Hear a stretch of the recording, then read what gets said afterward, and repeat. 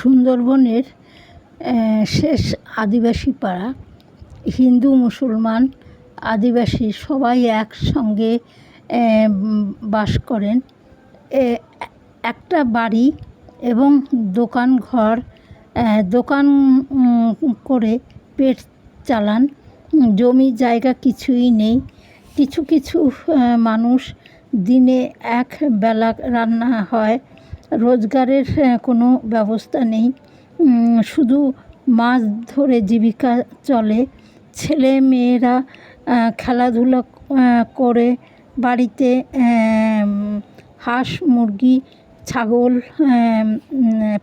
পোষে। আর মাটির বাড়ি, খুব সুন্দর করে ঘর বানিয়েছেন এবং নিচু চাল আর দেয়াল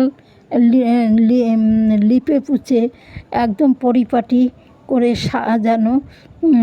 আর এ পরিবেশটা খুবই ভালো, মানে সুন্দর। কিন্তু রোজগারের কোনো ব্যবস্থা না থাকার ফলে মানুষেরা মানে তাদের মনে আনন্দ নেই।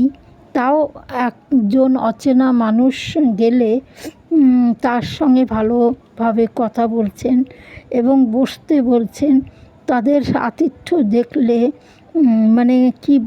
মানে খুব ভালো লাগছে এই ব্যাপারগুলো।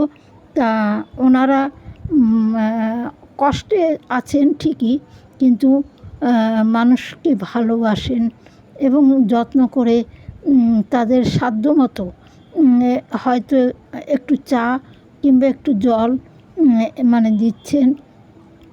এই দেখে আমার ভীষণ ভালো লেগেছে।